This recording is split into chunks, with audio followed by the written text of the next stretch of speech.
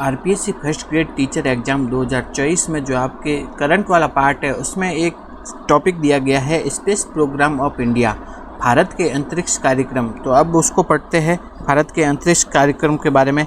तो सबसे पहले हम देखते हैं जो चंद्रयान 4 है, क्या है चंद्रयान 4 मिशन, चंद्रयान 4 मिशन।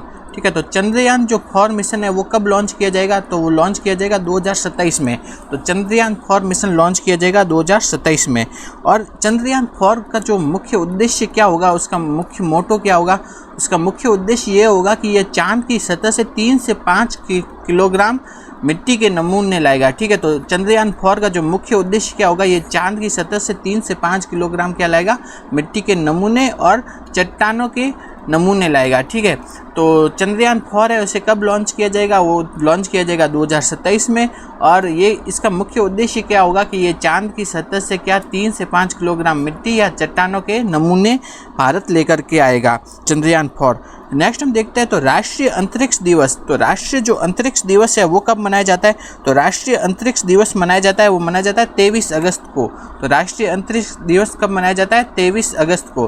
तो 23 अगस्त को मनाया जाता है राष्ट्रीय अंतरिक्ष दिवस। राष्ट्रीय अंतरिक्ष दिवस कब मनाया जाता है, वो मनाया जाता है 23 अगस्त को मनाया जाता है राष्ट्रीय अंतरिक्ष दिवस। ठीक है, तो ये भी याद रखना है कि राष्ट्रीय अंतरिक्ष दिवस कब मनाया जाता है, 23 अगस्त को मनाया जाता है। चंद्रयान 4 कब लॉन्च किया जाएगा, 2027 में। इसका मुख्य उद्देश्य क्या होगा, ये चांद की सतह से 3 से 5 किलोग्राम मिट्टी तथा चट्टानों के नमूने भारत लेकर के आएगा चंद्रयान 4। नेक्स्ट हम देखते हैं अगला है स्पेस स्टेशन का नया मॉड्यूल कब लॉन्च किया जाएगा। तो इंडियन स्पेस स्टेशन क्या है, इंडियन स्पेस स्टेशन है, उसका नया मॉड्यूल कब लॉन्च किया जाएगा, वो लॉन्च किया जाएगा 2028 में। तो इंडियन स्पेस स्टेशन का जो इंडियन स्पेस स्टेशन का जो नया मॉड्यूल है वो कब लॉन्च किया जाएगा, वो लॉन्च किया जाएगा 2028 में। तो ये भी याद रखना है कि इंडियन स्पेस स्टेशन का नया मॉड्यूल या पहला मॉड्यूल कब लॉन्च किया जाएगा, वो लॉन्च किया जाएगा 2028 में। तो इंडियन स्पेस स्टेशन का जो पहला मॉड्यूल है, मॉड्यूल कब लॉन्च किया जाएगा, वो लॉन्च किया जाएगा 2028 में लॉन्च किया जाएगा। इंडियन स्पेस स्टेशन का पहला मॉड्यूल 2028 में लॉन्च किया जाएगा। नेक्स्ट हम देखते हैं अगला क्या है, अगले में है कि भारत का पहला पुनः प्रायोज्य हाइब्रिड रॉकेट तो कब लॉन्च किया गया। तो भारत का जो पहला पुनः प्रायोज्य क्या है, पुनः प्रायोज्य या प्रायोज्य क्या मतलब क्या है कि पुनः योग्य में लिया जा सकने वाला। तो भारत का पुनः प्रायोज्य हाइब्रिड रॉकेट, तो भारत का क्या है पहला पुनः प्रायोज्य हाइब्रिड रॉकेट। ठीक है, पहला पुनः प्रायोज्य हाइब्रिड रॉकेट, उसका नाम क्या है, रूमी, RHUMI-1। ठीक है, तो भारत का जो पहला पुनः प्रायोज्य हाइब्रिड रॉकेट है उसका नाम क्या है, रूमी।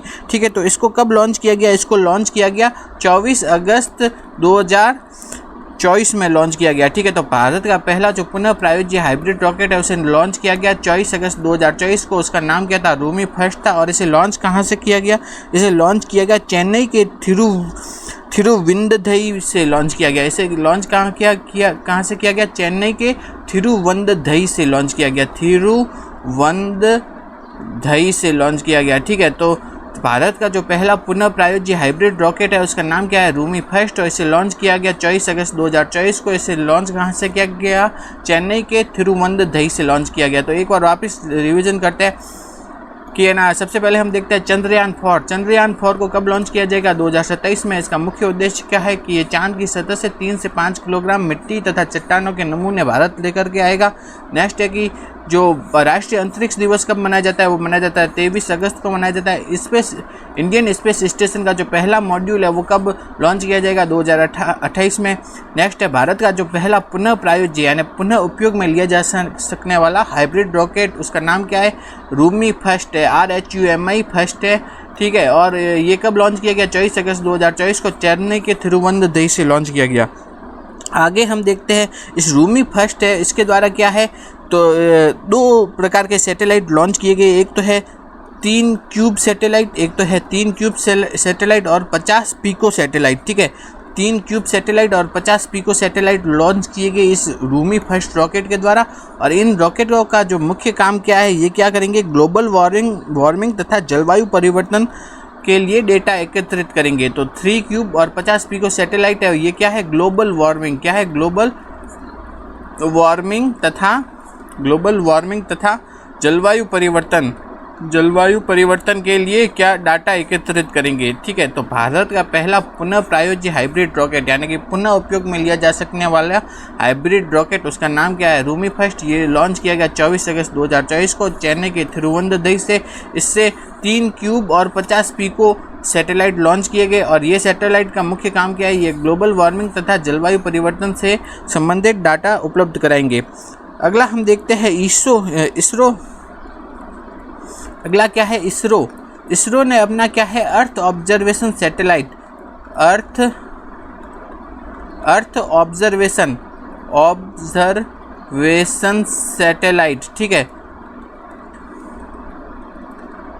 ठीक है, तो इसरो ने अपना अर्थ ऑब्जर्वेशन सैटेलाइट जिसका नाम क्या है? EOS 08। ठीक है, तो इसरो ने अपना अर्थ ऑब्जर्वेशन सैटेलाइट, EOS का मतलब क्या है? Earth observation satellite. ठीक है, तो इसरो ने अपना अर्थ ऑब्जर्वेशन सैटेलाइट, ठीक है, EOS 08 लॉन्च किया है। और इसको लॉन्च किसके द्वारा किया गया है? तो इसको लॉन्च किया गया है SSLV D3। किसके द्वारा? SSLV D3 के द्वारा लॉन्च किया गया है इसे।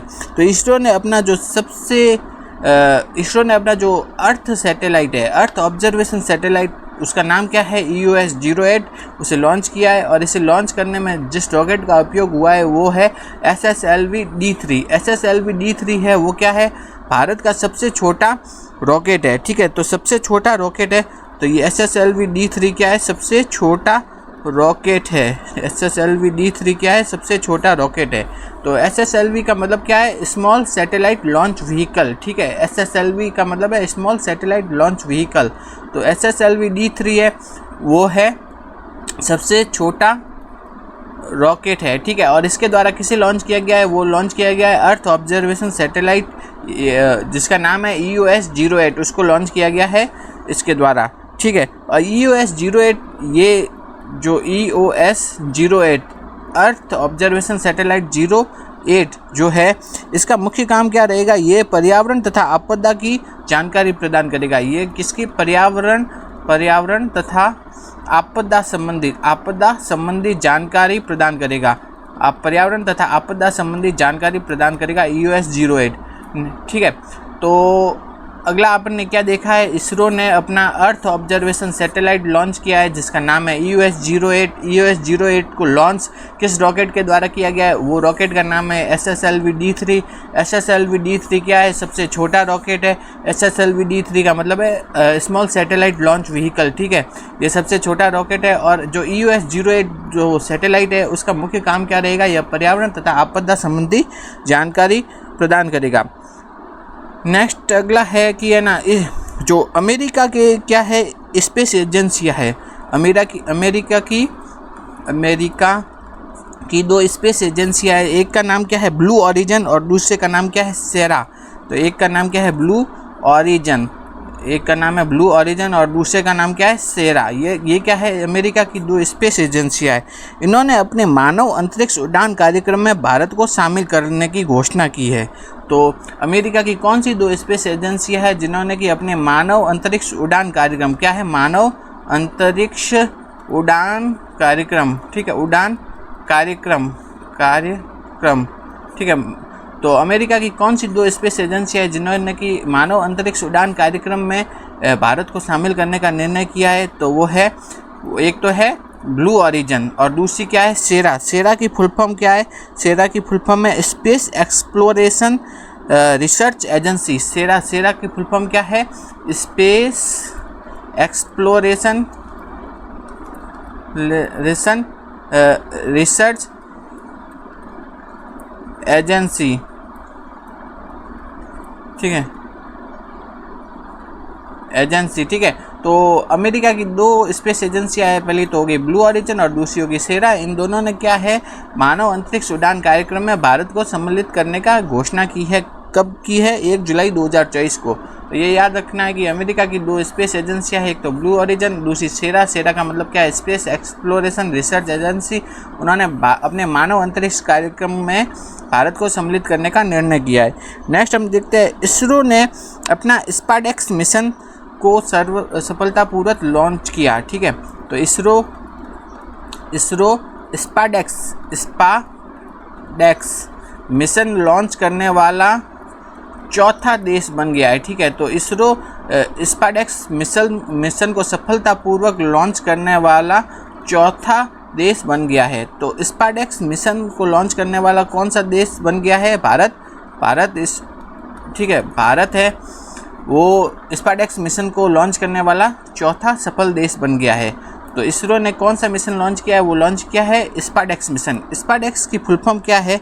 Space docking experiment. क्या है? Space docking experiment. ठीक है, तो स्पाडेक्स की फुल फॉर्म क्या है? Space docking experiment. तो स्पेस डॉकिंग एक्सपेरिमेंट यानी स्पाडेक्स मिशन को लॉन्च करने वाला भारत कौन सा देश बन गया है? वो बन गया है चौथा देश बन गया है। तो अब स्पाडेक्स होता क्या है? वैसे स्पाडेक्स क्या होता है? स्पाडेक्स होता क्या है? स्पाडेक्स के अंतर्गत क्या किया जाता है? किसी रॉकेट में, ठीक है, किसी रॉकेट में 2 उपग्रह है, 2 उपग्रहों को डाल करके क्या किया जाता है? लॉन्च किया जाता है। और इससे क्या है? पृथ्वी की किसी कक्षा में दोनों को यहाँ पे छोड़ दिया जाता है। अब क्या किया जाता है? इन दोनों के बीच की दूरी को कम करके इन्हें आपस में जोड़ा जाता है। तो स्पाडेक्स मिशन के अंतर्गत क्या किया जाता है? 2 उपग्रहों को आपस में जोड़ा या अलग किया जाता है।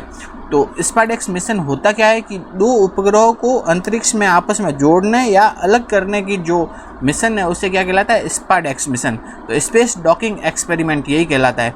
तो इसरो स्पेस डॉकिंग एक्सपेरिमेंट को सफलतापूर्वक पूरा करने वाला चौथा देश बन गया है। कौन? भारत बन गया है। ठीक है, तो चौथा देश कौन बन गया है? वो बन गया है भारत। तो इसरो ने इस जो लॉन्च कार्यक्रम में क्या किया? इसरो ने क्या किया? PSLV C-16। ठीक है, तो इसरो ने एक रॉकेट लिया जिसका नाम क्या है? PSLV C-60। ठीक है, ये रॉकेट लिया। इसमें है ना 2 इसने उपग्रह डाले। इसरो ने इसमें 2 उपग्रह डाले। एक का नाम क्या है? SDX-01। एक उपग्रह का नाम क्या है? SDX-01 और दूसरे उपग्रह का नाम है SDX-02। ये 2 उपग्रह इसमें डाले। अब इस रॉकेट को क्या किया? ये क्या है? PSLV C-60 एक तो क्या है? रॉकेट है, और ये SDX-01 और SDX-02 ये दोनों क्या है? सैटेलाइट है। ये क्या है? सैटेलाइट है। ठीक है, अब इस रॉकेट को लॉन्च किया। अब ये रॉकेट गया, इसने ना पृथ्वी की जो कक्षा है, ठीक है, पृथ्वी की कक्षा से 475 किलोमीटर की जो कक्षा है की दूरी में जो कक्षा है वहाँ पर इन SDX-01 और SDX-02 इन दोनों उपग्रहों को कहाँ पे? यहाँ पे इसने लॉन्च कर दिया। तो यहाँ पे लॉन्च कर दिया। अब आने वाले समय में क्या करेंगे? जो वैज्ञानिक है ये SDX-01 और SDX-02 इन दोनों के बीच की दूरी को कम करके इन दोनों को जोड़ देंगे, तो ये वाला मिशन कंप्लीट हो जाएगा। तो जो ये स्पाडेक्स मिशन है उसके अंतर्गत क्या किया? एक बार वापस देख लेते हैं। इसरो ने क्या किया? PSLV C-60 रॉकेट लिया, उसमें SDX-01 और SDX-02 सैटेलाइट डाले। अब इस रॉकेट को लॉन्च कर दिया। इस PSLV C-60 रॉकेट ने क्या किया? पृथ्वी है उसकी जो 475 किलोमीटर पे जो कक्षा है वहाँ पे जाके SDX-01 SDX-02 को इसने स्थापित कर दिया, इन दोनों सैटेलाइट को। अब आने वाले समय में इसरो क्या करेगी? इस SDX-01 और 02 के बीच की दूरी को कम करेगी, इनको पास लाएगी और इन्हें आपस में जोड़ देगी। तो स्पाडेक्स मिशन होता क्या है? यही होता है कि 2 उपग्रहों के बीच की दूरी को कम करके उन्हें आपस में जोड़ देना या उन्हें अलग करने की जो विधि है वो क्या कहलाती है? स्पाडेक्स। और स्पाडेक्स जो मिशन कंप्लीट करने वाला भारत कौन सा देश बन गया है? चौथा देश बन गया है। और ये कार्यक्रम उन्होंने कब किया? ये किया 30 दिसंबर 2024 को किया। तो स्पाडेक्स मिशन कंप्लीट करने वाला भारत कौन सा देश बन गया है? वो बन गया है चौथा। नेक्स्ट है कि इसरो ने यूरोपीय एजेंसी की एक सैटेलाइट को लॉन्च किया है। इसरो है उसने क्या है? यूरोपीय एजेंसी। क्या है? यूरोपीय एजेंसी सी के एक सैटेलाइट है यूरोपीय एजेंसी के एक सैटेलाइट को किसने लॉन्च किया है? इसरो ने लॉन्च किया है। उस सैटेलाइट का नाम क्या है? उस सैटेलाइट का नाम है प्रोबा 3, ठीक है, प्रोबा 3, ठीक है। तो इसरो ने क्या है, यूरोपीय एजेंसी के एक सैटेलाइट को लॉन्च किया है, उस सैटेलाइट का नाम है प्रोबा 3। और ये प्रोबा 3 क्या है? एक सोलर सैटेलाइट है, मतलब सूर्य से संबंधित सूचना प्रदान करेगा, ठीक है। तो इसरो ने यूरोपीय एजेंसी के एक सैटेलाइट को लॉन्च किया है, उस सैटेलाइट का नाम क्या है? प्रोबा 3। और ये प्रोबा 3 क्या है? एक सोलर सैटेलाइट है। नेक्स्ट आगे हम देखते हैं कि इसरो ने अपने क्रायोजेनिक इंजन का सफल परीक्षण कर लिया है। इसरो क्या है? इसरो ने अपने क्रायोजेनिक इंजन, क्या है? क्रायोजेनिक इंजन, ठीक है, क्रायोजेनिक इंजन, जिसका नाम क्या है? CE-20। सी का मतलब क्रायोजेनिक और ई का मतलब इंजन, CE-20 ये उसका नाम है। तो इसरो ने अपने क्रायोजेनिक इंजन जिसका नाम है CE-20 उसका क्या कर लिया है? सफलतापूर्वक परीक्षण कर लिया है, ठीक है। सफलतापूर्वक परीक्षण कब कर लिया है? वो कर लिया है 7 फरवरी 2025 को सफलतापूर्वक परीक्षण कर लिया है। और इस क्रायोजेनिक इंजन को किसने बनाया है? इसको बनाया है तमिलनाडु के महेंद्रगिरी में स्थित। तो इस क्रायोजेनिक इंजन को बनाया गया है, कहाँ बनाया गया है? तमिलनाडु के महेंद्रगिरी में बनाया गया है, ठीक है, तमिलनाडु के महेंद्रगिरी में बनाया गया है। और इसको किसके द्वारा बनाया गया है? वो बनाया गया है इसरो के liquid propulsion system centre, LPSC, liquid propulsion system centre द्वारा बनाया गया है। तो इसरो ने अपने जो क्रायोजेनिक इंजन है CE-20 यानी क्रायोजेनिक इंजन 20 का सफलतापूर्वक परीक्षण किया है 7 फरवरी 2025 को। इसे कहाँ बनाया गया है? तमिलनाडु के महेंद्रगिरी में बनाया गया है। और इसे कहाँ, किसके द्वारा बनाया गया है? वो बनाया गया है LPSC, liquid propulsion system centre द्वारा बनाया गया है। तो इसरो के आने वाले कुछ कार्यक्रम जैसे कि गगनयान मिशन, ठीक है, इसरो का गगनयान मिशन आएगा, गगनयान मिशन, और LVM-3, ठीक है, लॉन्च व्हीकल मार्क 3, इसके जो ऊपरी भाग है उसको ये शक्ति प्रदान करेगा, ठीक है। तो इसरो ने अपने क्रायोजेनिक इंजन CE-20 का सफलतापूर्वक परीक्षण कर लिया है। कब किया है? 7 फरवरी 2025 को। इसको बनाया किसने? तमिलनाडु के महेंद्रगिरी में बनाया गया है। इसको बनाया है लिक्विड प्रोपल्सन सिस्टम सेंटर ने बनाया है। और ये इंजन काम किस में आएगा? इसरो के आने वाले कुछ कार्यक्रम जैसे गगनयान 3 तथा लॉन्च व्हीकल मार्क 3 है, उसके जो ऊपरी वाला भाग है ना, उसमें ये शक्ति प्रदान करेगा, ठीक है। नेक्स्ट है, आगे हम देखते हैं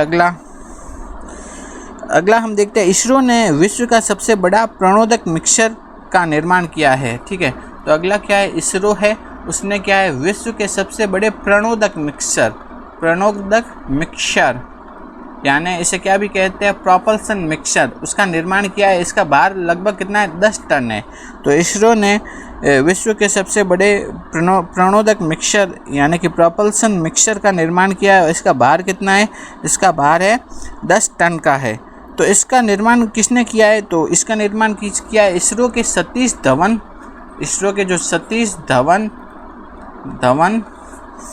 अंतरिक्ष केंद्र है, ठीक है, अंतरिक्ष केंद्र, इसरो का जो सतीश धवन अंतरिक्ष केंद्र है उसने, और क्या है?